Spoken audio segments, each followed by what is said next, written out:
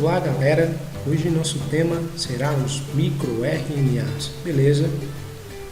Bom, nos próximos minutos a gente vai conhecer uma das maiores classes de reguladores gênicos em organismos eucarióticos, certo? Os microRNAs então, eles são pequenas moléculas de RNA de fita simples, possuindo entre 19 a 25 nucleotídeos. E eles é uma classe que não codificam proteínas. Então, qual é a sua função? Eles estão principalmente envolvidos na regulação da expressão gênica, principalmente aquela regulação pós-transcricional. Isso significa dizer que os microRNAs eles atuam sobre os produtos da transcrição, especialmente sobre os RNA mensageiros. A descoberta do primeiro microRNA em 1993, denominado de Lin4, em estudos do desenvolvimento larval, de um verme conhecido como elegans, foi o marco ou ponto inicial para a identificação de diversos outros microRNAs em vários organismos. Na espécie Homo sapiens, mais de 500 microRNAs diferentes já foram identificados e estimam que este número supere mais de 1000 microRNAs. Agora a gente vai estudá-lo e entender como é sintetizado e o seu mecanismo de atuação.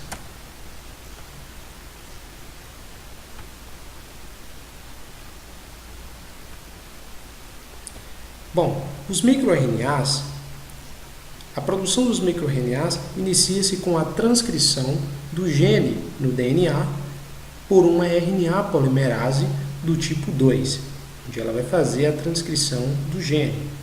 Essa transcrição ela vai produzir um transcrito primário, chamado de um microRNA primário de fita simples. Esse microRNA primário de fita simples, ele tem regiões complementares que se pareiam e formam um microRNA primário de fita dupla. Esse microRNA primário de fita dupla, então, ele é processado ainda dentro do núcleo por uma proteína chamada de DROSH, o qual irá transformá-lo em um pré-microRNA. Esse pré-microRNA ele é transportado para o citoplasma por meio de uma proteína esportina, uma proteína transportadora. Lá no citoplasma, ele é processado por uma outra proteína chamada de dícer, o qual converte esse pré-microRNA em um microRNA maduro. Esse microRNA maduro, basicamente, ele é incorporado em um complexo proteico, o qual remove um dos filamentos da fita, que será então degradado e picotado, e o filamento que resta, ele na verdade, ele irá direcionar toda a estrutura para o RNA mensageiro-alvo. Ele irá se ligar principalmente na região do RNA mensageiro 3' UTR, certo? A ligação do microRNA, basicamente, ela acontece por pareamento de bases com esse RNA mensageiro-alvo, e este pareamento ele irá então inibir ou reprimir a tradução do RNA mensageiro nos ribossomos. Bom, como acabamos de observar, os mecanismos de regulação realizados pelos microRNAs são extremamente necessários para a manutenção dos processos e funções selvagens. Qualquer alteração na maquinária de funcionamento de regulação dessas pequenas moléculas poderiam levar a diversas alterações fisiopatológicas, além do desenvolvimento de vários tipos de doenças. Nós vamos ver alguns exemplos agora. A identificação inicial de um microRNA chamado de MR375, principalmente envolvidos com a secreção de insulina, levou, na verdade, ao entendimento de que alterações na maquinária de funcionamento desse microRNA poderia levar ao desenvolvimento do diabéticos melíticos, visto que o diabetes melítico é uma doença que é provocada por redução pela não produção da insulina ou por defeitos na sua secreção.